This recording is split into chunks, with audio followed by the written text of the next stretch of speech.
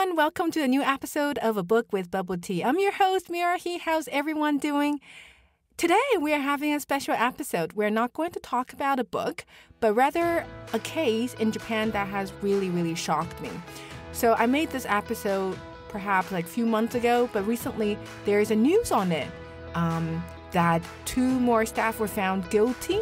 That's why I'm going to talk about it. That is the case of Johnny's and Associate and its sexual allegation. Let's listen in.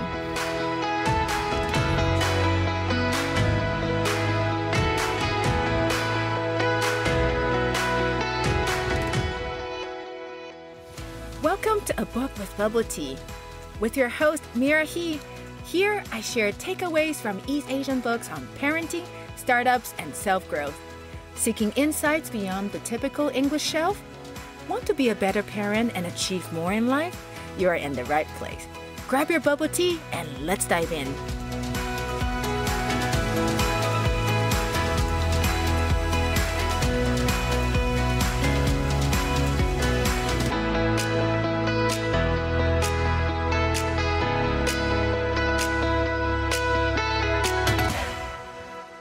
For those who are not familiar with Johnny and Associates, just remember this. This company was a national pride of Japan. It was a star-making machine of Japan. The company exclusively managed male talent, so they don't have any female stars, they don't have any female talents, only for boys, okay? And virtually built Japan's idol culture from the ground up. It established an idol training system that basically they took in young boys at the age of 10 with their early teens and trained them to sing, to dance, and to act. So this training system also inspired Korean music industry as well. So all the top Korean bands that you see these days have also gone through these training system. And they in Johnny and Associates, they call these trainings as Johnny Jr. And the probability of being selected as a Johnny Jr. is said to be lower than even going the best university in the entire Japan. So it's harder to become a Johnny Jr. than to be admitted by Tokyo University. So it's definitely a privilege and something to be proud of to be selected as Johnny Jr. And the man behind all this is called Johnny Kitagawa. He's considered to be Japan's star maker. Johnny Juniors usually debut in a boy band format, so they don't really do solo, but they always come out as a group, like as a pair or a group of 3, 4, 5, 6 of them. But if you think the boys bands can only sing and dance, then think twice. Johnny's talents are full of talents. They can not just only sing, dance, but host variety TV shows, act, and even report news. They are truly full of talents. Without a doubt, talents from Johnny and Associates have consistently been the most celebrated stars throughout Japan. From 2003 to 2020, they starred in 7 out of the 11 most popular annual TV dramas in Japan. And out of those 7, 5 of them were the main lead actors. And last year alone, Johnny's talents appeared on TV over 200 times per week. There was no way you could avoid seeing them. They was just that powerful. Johnny Kitagawa was even honored with a Guinness World Record in 2011 for producing the most #1 singles.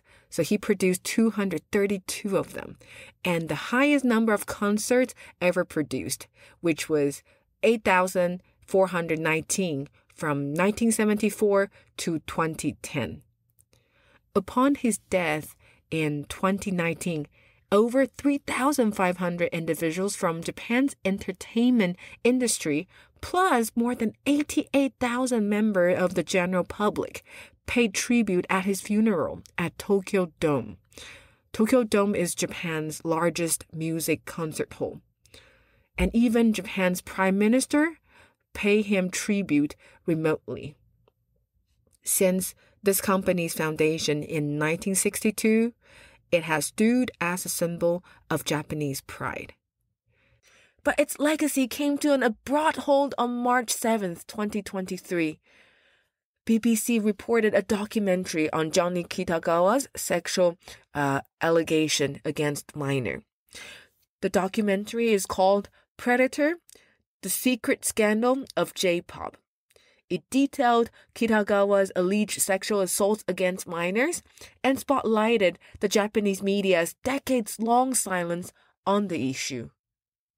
But actually, BBC's documentary is not the first time Japanese heard about what Kitagawa did against minors from his company.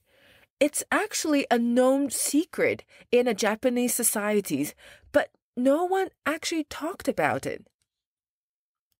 Actually, the sexual allegations against Johnny Kitagawa have been circulated since as far back as 1965. Several former talents from the company even published books on this subject, accusing Johnny for sexually harassing them.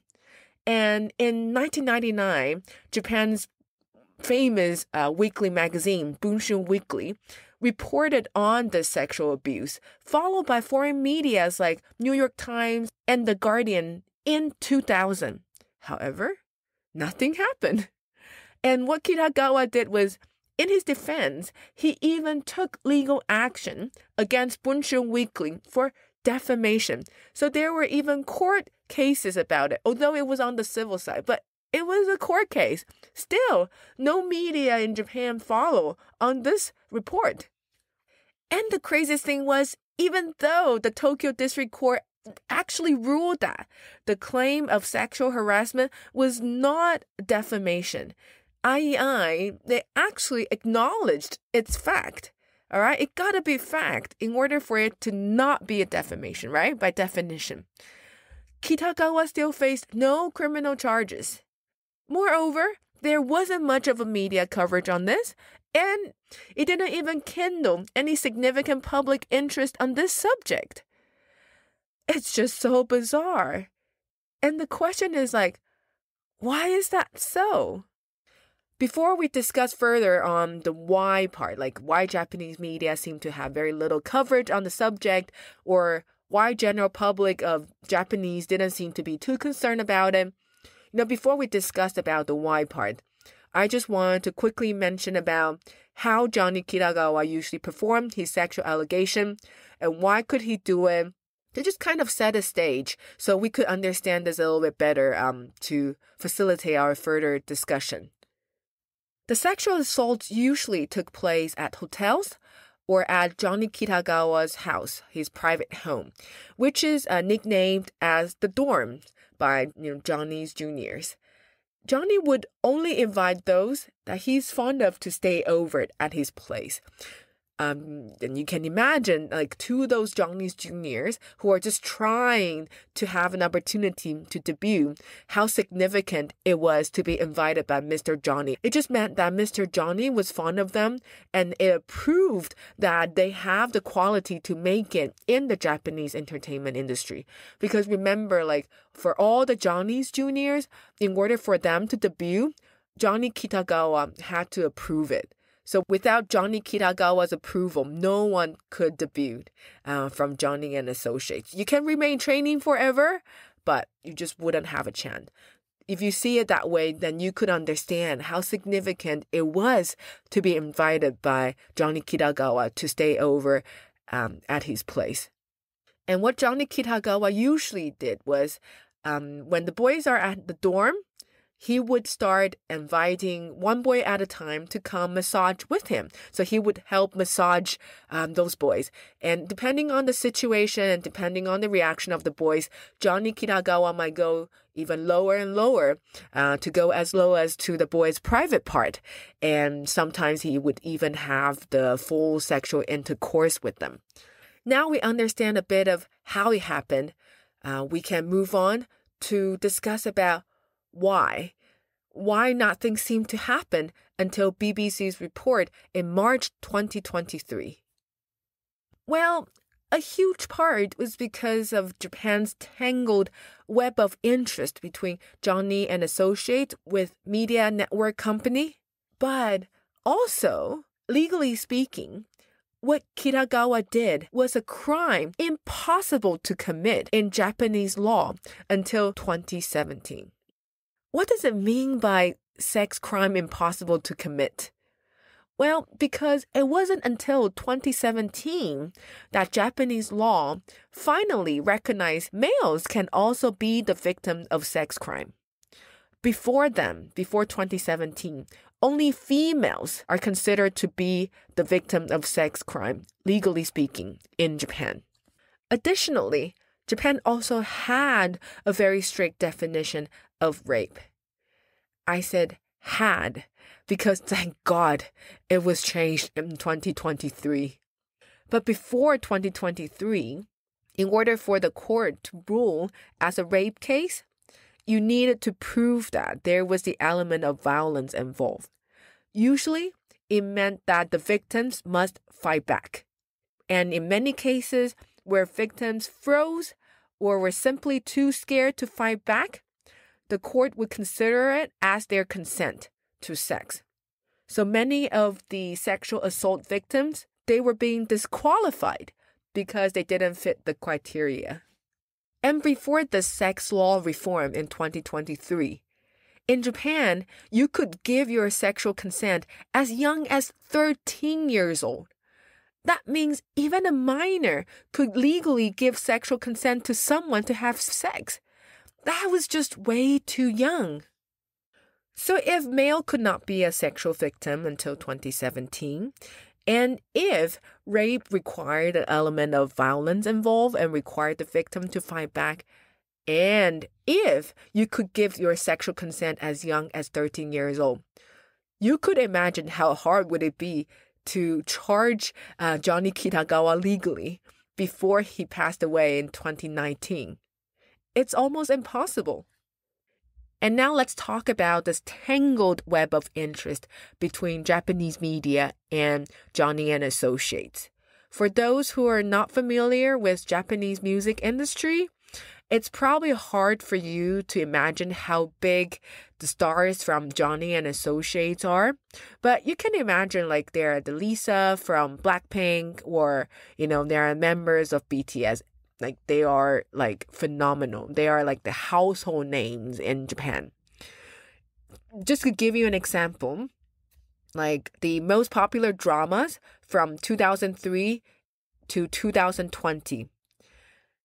Johnny's stars performed in 7 out of 11 of them.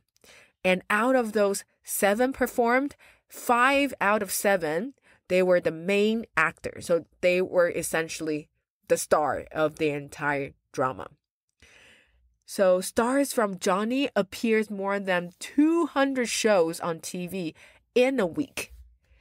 If you want to report their news, if you want them to be on your dramas, if you want them to be on your variety TV shows, you had to do the Johnny's way. Otherwise, there was no way.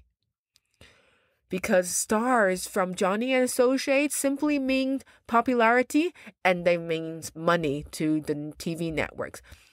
And if you understand this, then it's not hard to understand why they were so reluctant to report anything against Johnny Kitagawa or Johnny and Associates. And it's worth mentioning about the general attitude that the government and the general public of Japan had towards sexual crime law. It was believed that the law was sufficient to punish those who commit sexual crime, so there was no need to reform the law. Obviously, that belief has been greatly challenged after the rise of Me Too movement and also this exposure of Johnny Kitagawa's sexual allegation by BBC. But it was the belief for a very long time, for over a century.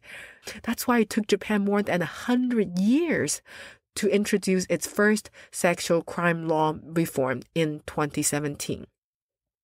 In fact, if you are a sexual victim, you would find Japan a really hard society to live in.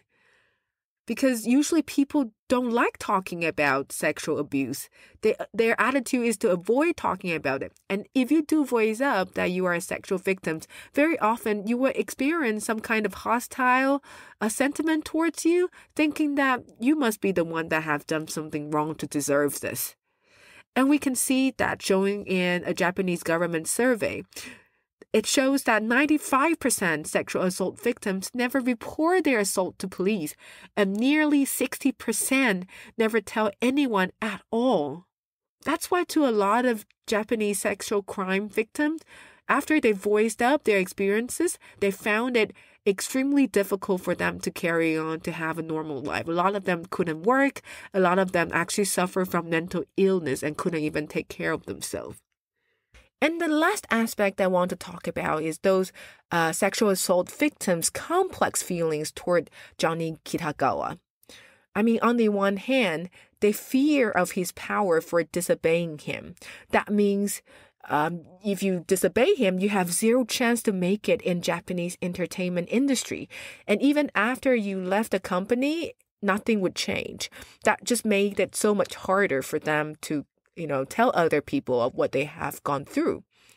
But on the other hand, they also adored him for making them the stars, because Johnny Kitagawa actually had the sole power in the company to decide who could debut and who could not. And those people, they would not make it without Johnny Kitagawa's sign-off. And when they became successful, they usually became quite grateful to what Johnny Kitagawa has done for them, the opportunity that he has given them, despite, the sexual assault part. And according to the BBC's documentaries, some of the juniors really thought it wasn't a big deal of what Johnny Kitagawa did. They feel it's just like how fathers treating their sons. And it seems like some parents were fully aware of what Johnny Kitagawa did to their kids. And some of them, they even joked around and saying like, offer your butt to Mr. Johnny. And in exchange for the opportunity to make it in the entertainment industry. As a parent, it's hard for me to imagine myself telling my kid that sort of thing in exchange for any opportunity in life. But, I'm not them. I don't know how they felt about it exactly. So, I'm not going to judge them here.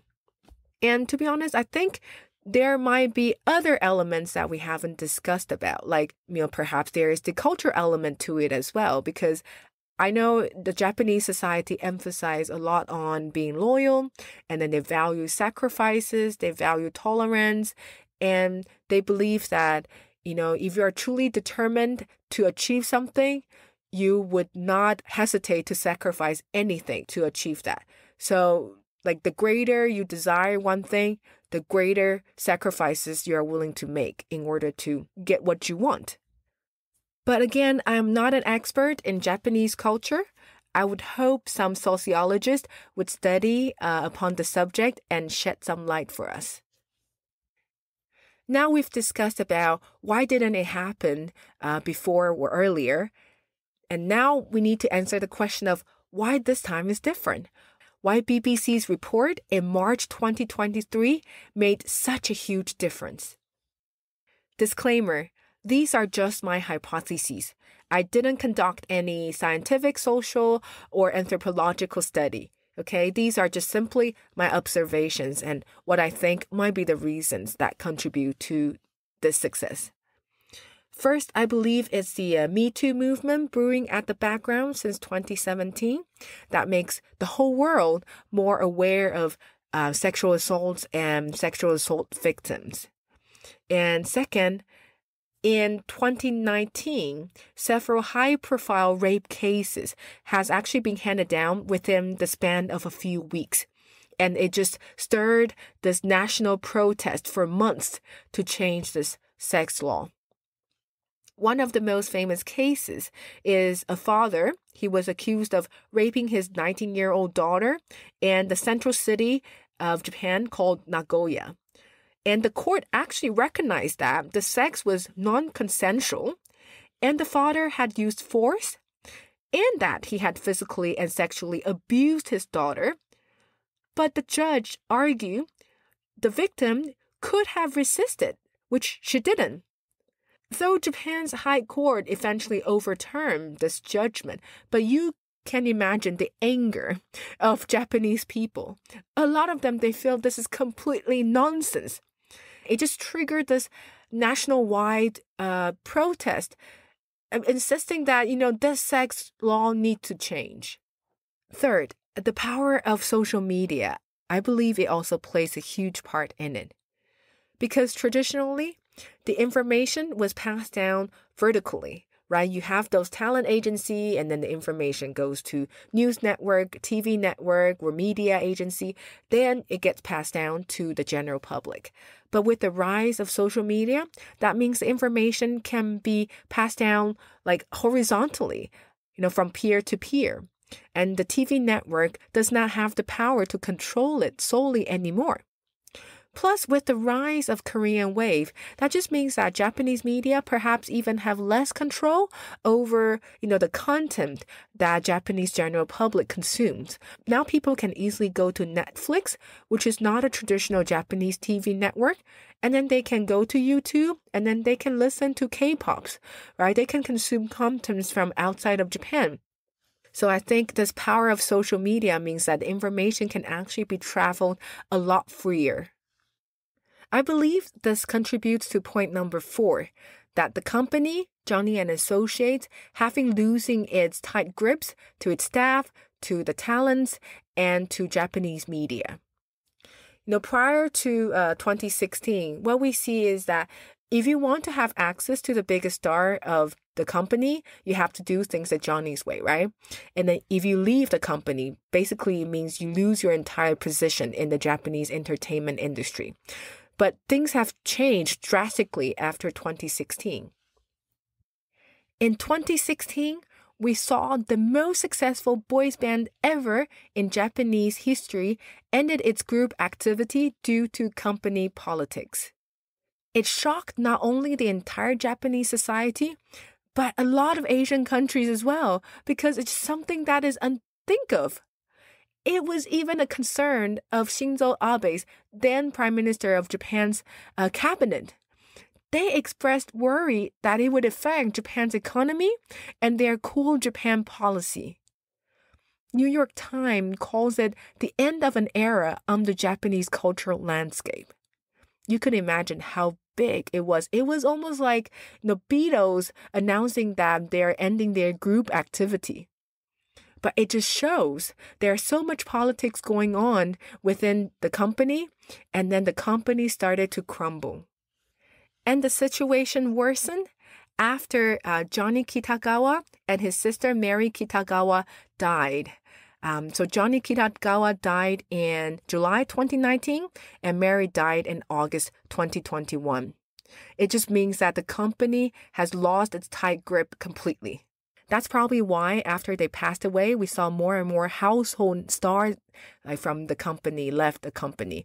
And then that probably also explains why this time round, the TV networks actually have the guts to say that what Johnny Kitagawa did was wrong, and then they did not tolerate it, and then they are going to do their internal investigations. Fifth, BBC's documentary was immediately supported by former Johnny's member, and I believe that's a big factor contributing to its success.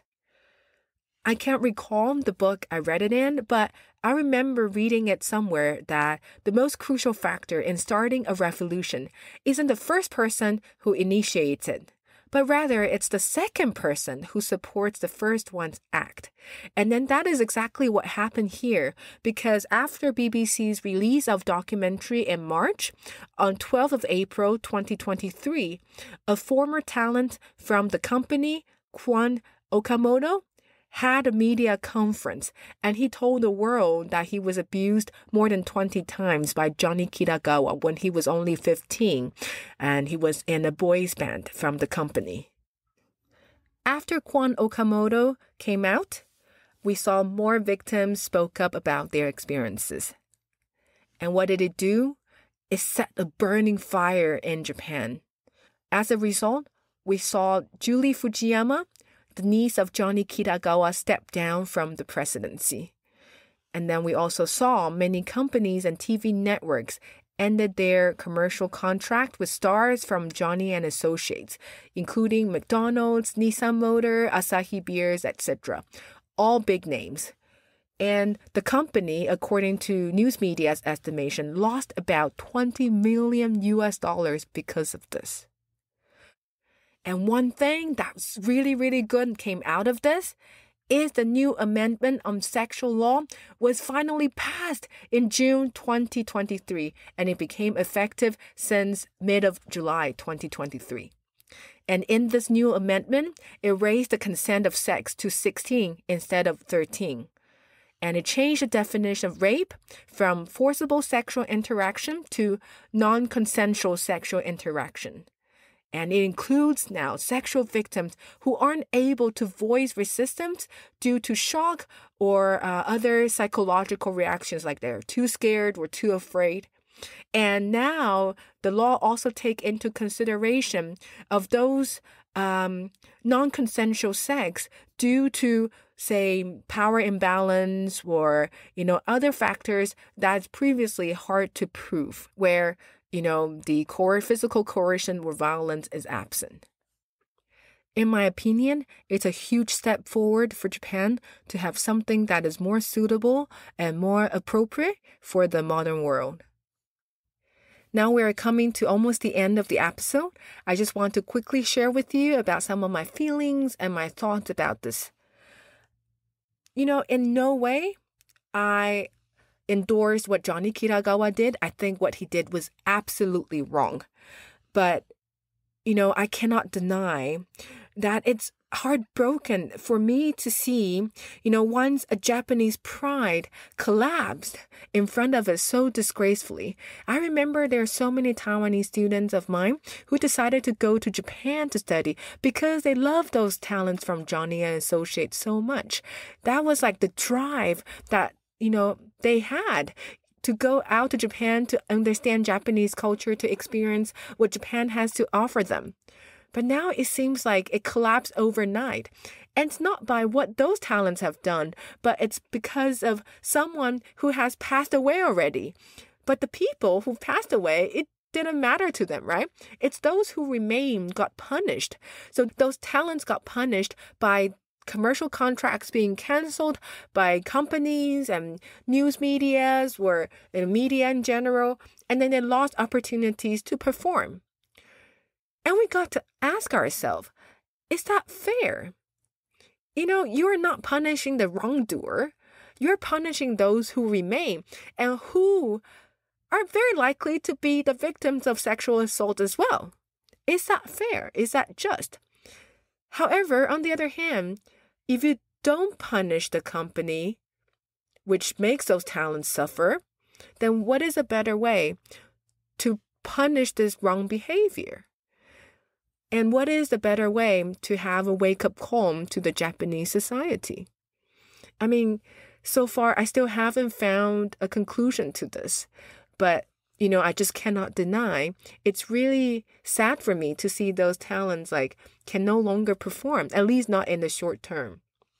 And I have to admit, some of the talent, they really cheered me up, during my darkest moments of my life. Like my father-in-law was terminally ill. It was like the cheerful song of Arashi, from Johnny and Associates, carry me through those dark moments. So it's really hard to see what happened to them now. But to me, what's the most revolting are the attitudes of the Japanese companies and TV networks. Because if you think about it, if Kitagawa's scandals is a general public knowledge, then those TV stations and large companies which have long relationship with Johnny and Associates surely must know about it as well. But back then, they all chose to turn a blind eye because they wanted access to the big stars from the company. And now, look at what happened. Now Johnny and Associates is becoming a sinking ship, and all these Japanese companies, they all try to hastily abandoning it, and then they all target at it, and then they all try to disassociate from Johnny and Associates. How about those companies also own up their own mistakes? But arguably, I would say the root cause likely lies with the general public of Japan. Their lack of pressure on the Japanese government to act sooner and to reform the sexual crime law earlier is a clear evidence. If you think about it, this sexual crime law, before its amendment in 2017, was a century old. over a century. No reform, no amendment was done to it. And anything Kitagawa did before 2017, if you think about it, is practically legal. Since males couldn't be sexual victims by law and definition, how could the things he did be legally incorrect? How could you punish him? You couldn't. And the last thing I want to bring up is I really feel we are being very judgmental towards the victims of those being sexually assaulted by Johnny Kitagawa. You know, when I was watching this BBC's documentary, I could clearly see the dismay of this BBC News reporter when he heard his interviewee telling him that, what Johnny Kitagawa did was really not a big deal. Or when he heard, the interviewee saying that they wish all the best to Johnny Kitagawa and they wished him, having a long life. To him, that's completely absurd. He would even say those people are probably being groomed by Johnny Kitagawa or just, didn't understand the situation. And if you read some news coverage on those interviewees in this documentary, some of them, they really had an angle of showing their dismay or disbelief of what this interviewee said in a way that is almost mocking them. It's almost like we're telling those victims, like, you either feel this way, like you either gotta hate Johnny Kitagawa, or your feeling is wrong and illegitimate. But who are we? Do we know what they have truly gone through? Do we know the culture that they were brought up in? Do we know what exactly the company has done for them? Or do we know anything apart from what they said in a documentary? We don't know. Like, even to Kwon Okamoto, who first spoke up about the sexual abuse by Johnny Kitagawa after the documentary was being released, he said, I myself do still have gratitude toward Johnny and associates. And he continued, I can't completely feel hatred toward Johnny-san, who was the person who showed me this dream of the world of entertainment either. Even if people say that this is grooming, this is the feeling that I hold with him today as well. I know that we want to make this place a better place for everybody. That's why this BBC News reporter, uncovered the sexual scandal of Johnny Kitagawa. But what I want to say is that by making this place a better place for everyone doesn't have to make the victims miserable. We don't have to be so judgmental. What we should do is try to understand them, appreciate that they share their vulnerable experience with us, and try to understand them. And then punish the action, not punish the victims who suffer from it. And I think if we can learn how to respect each other and truly respect each other's feeling, that is when we can really make this place a better place for everybody. And that's it for today, a special episode of A Book with Bubble Tea. I hope you enjoyed it, and please do follow us, leave us 5-star comments on podcasts or Spotify, and do follow us on Instagram. And let's continue to learn and enjoy our bubble tea together. Until next episode, bye!